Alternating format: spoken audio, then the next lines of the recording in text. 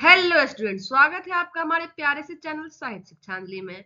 मैं सानी भारद्वाज आज आप लोग को पढ़ाने जा रही हूँ कक्षा 7 का विषय विज्ञान, जिसका पाठ 3 है ऊष्मा। आज मैं इस वीडियो में इस पाठ के सभी प्रश्नों का प्रश्नोत्तर करवाऊंगी। तो चलिए प्रश्न संख्या 1 की तरफ। प्रश्न संख्या 1 में है कि ऊष्मा चालक और ऊष्मारोधी में अंतर स्पष्ट कीजिए। हमें बताना है कि ऊष्मा चालक और ऊष्मारोधी में क्या अंतर है। इसका उत्तर होगा कि जब कोई पदार्थ से ऊष्मा का स्थानांतरण एक सिरे से दूसरे सिरे तक जाता है तो उसे ऊष्मा चालक कहते हैं। जैसे अल्युमिनियम, लोहा, चांदी, तांबा इत्यादि, ये सब क्या है? ऊष्मा चालक है। और जब कोई पदार्थ से ऊष्मा का स्थानांतरण नहीं होता है तो उसे ऊष्मारोधी कहते हैं, जैसे कि प्लास्टिक, लकड़ी। प्रश्न संख्या 2 में है कि डॉक्टरी थर्मोमीटर एवं प्रयोगशाला थर्मोमीटर के कार्य एवं बनावट को बताइए। हमें डॉक्टरी थर्मोमीटर एवं प्रयोगशाला का जो थर्मोमीटर होता है ना, उसके बनावट के बारे में बताना है।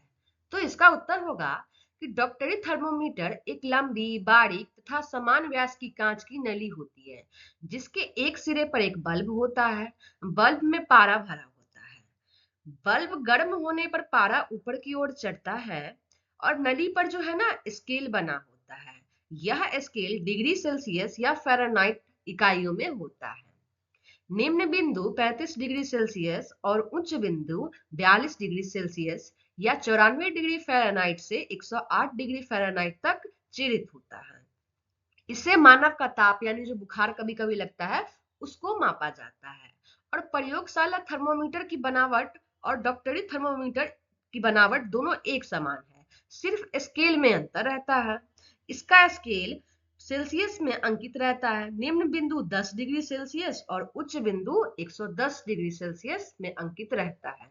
जब तक पारा स्थिर ना हो जाए तब तक थर्मोमीटर को हमें सीधे स्थिर में रखना चाहिए।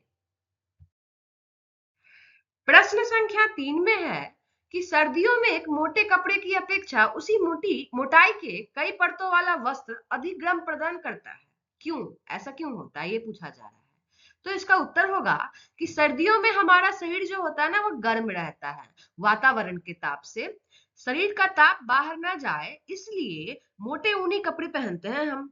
फिर भी ठंड लगती रहती है, लेकिन जब 2-3 समान मोटाई के कपड़े, मतलब एक जैसे मोटे कपड़े पहनते हैं, तो दो कपड़ों के बीच हवा होती है जो उष्मा का कुचालक होता है। इसीलिए हमारे शरीर से उष्मा बाहर नहीं जाता है और हमें ठंड नहीं लगती है।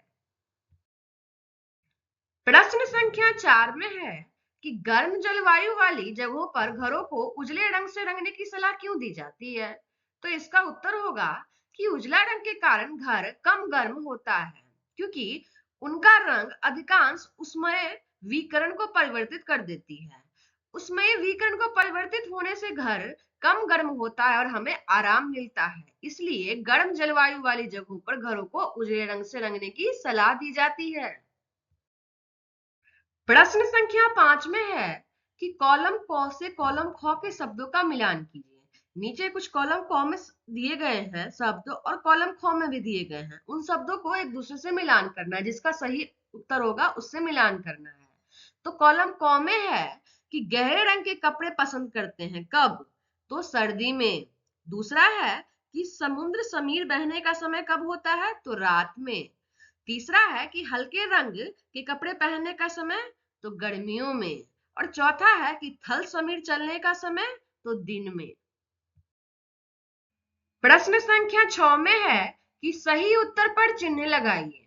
पहला है कि 1 लीटर जल जिसका तापमान 0 डिग्री सेल्सियस हो तथा 1 लीटर जल जिसका तापमान 40 डिग्री सेल्सियस हो को आपस में मिला दें तो पूरे जल का तापमान कितना होगा। पहला ऑप्शन है कि 10 डिग्री सेल्सियस से कम, दूसरा 40 डिग्री सेल्सियस से अधिक, तीसरा 10 डिग्री सेल्सियस से 40 डिग्री सेल्सियस के बीच और चौथा इनमें से कोई नहीं।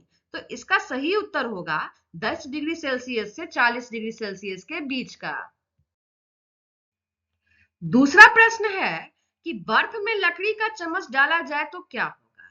इसका पहला ऑप्शन है कि चालन के कारण दूसरा सिरा ठंडा हो जाएगा। दूसरा ऑप्शन है चालन के कारण गर्म हो जाएगा। तीसरा ऑप्शन है कुचालक होने के कारण कोई प्रभाव नहीं पड़ेगा। चौथा ऑप्शन है सुचालक होने के कारण ठंडा हो जाएगा।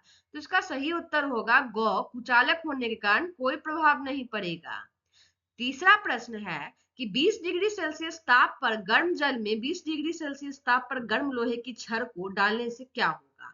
इसका पहला ऑप्शन है छड़ का तापमान बढ़ जाएगा, दूसरा ऑप्शन है पानी का तापमान बढ़ जाएगा, तीसरा है दोनों का ताप बढ़ जाएगा और चौथा ऑप्शन है कोई प्रभाव नहीं पड़ेगा। तो इसका सही उत्तर होगा घ, कोई प्रभाव नहीं पड़ेगा। यह जो पाठ 3 था उसमें इस पाठ के सभी प्रश्नों का प्रश्नोत्तर मैंने बहुत ही आसान भाषा में करा दिया है। आशा करती हूँ कि आप लोग को समझ में आ गया हो और समझने में थोड़ी सी भी हेल्प मिली हो तो वीडियो को लाइक करें, चैनल को सब्सक्राइब करें तथा अपने दोस्तों में शेयर करें। तब तक के लिए जय हिंद, जय भारत।